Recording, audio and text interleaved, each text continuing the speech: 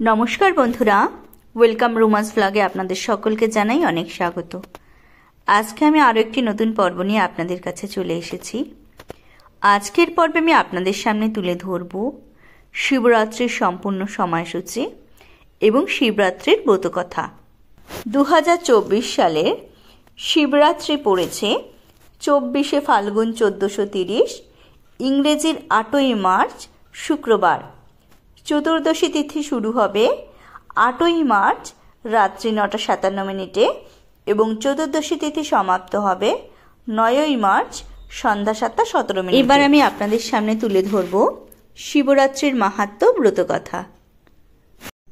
হিন্দু পৌরাণিক কাহিনী অনুসারে আমরা কেন শিবরাত্রি পালন করি সে সম্পর্কে অনেক গল্প রয়েছে।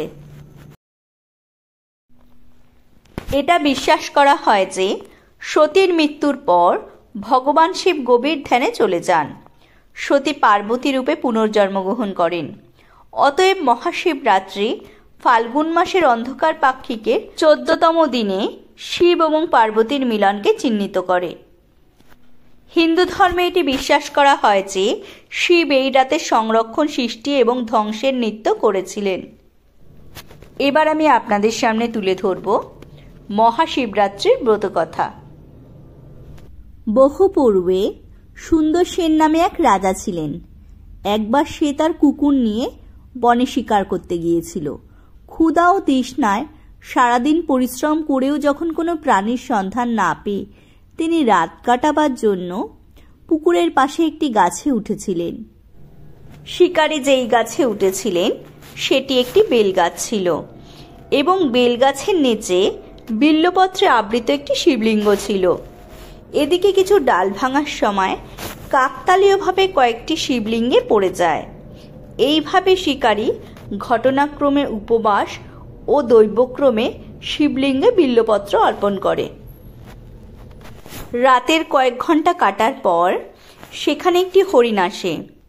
শিকারী তাকে হত্যা করার জন্য ধনুকটিকে তীর নিক্ষেপ করলে কিছু বিল্বপত্র ভেঙে আবার শিবলিঙ্গের উপর পড়ে। এভাবে প্রথম প্রহরের পুজো অজান্তেই হয়ে যায়। হরিণটি বন্যঝোপের মধ্যে অদৃশ্য হয়ে গেল। এর কিছুক্ষণ পর আরেকটি হরিণ বের হলো। শিকারী তাকে দেখে আবার তার ধনুকের উপর তীর বসিয়ে দিল। এবারও রাতের দ্বিতীয়ার্ধে বিল্বপত্রের পাতা শিবলিঙ্গে পড়ে। শিবলিঙ্গের পূজা করা হয়। এরপরও আবার হরিণ পালিয়ে গেল। এরপর একই পরিবারের একটি হরিণ সেখানে এলো। এবারও একই ঘটনা ঘটল এবং তৃতীয় প্রহরে শিবলিঙ্গের পুজো হলো। সেই হরিণও পালিয়ে গেল। এবার চতুর্থবারের মতো হরিণটি তার পাল নিয়ে সেখানে জল খেতে এলো। সবাইকে একসাথে দেখে শিকারী খুব খুশি হলো এবং যখন সে আবার তার ধনুককে তীর রাখল তখন কিছু বিল্বপত্র শিবলিঙ্গের উপর পড়ল, যার ফলে চতুর্থ আঘাতে আবার শিবলিঙ্গের পুজো শুরু হলো।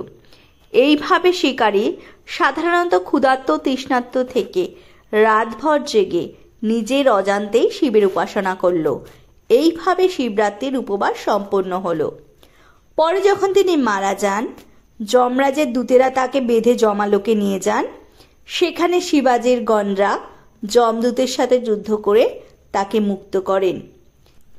এইভাবে নিষাদ ভগবান শিবের প্রিয়গণে যোগদান করেন। আমি আমার ভিডিওটি এখানেই শেষ করছি। ভিডিওটি ভালো লাগলে অবশ্যই একটি কমেন্ট করবেন। জয় বাবা ভোলেনাথ।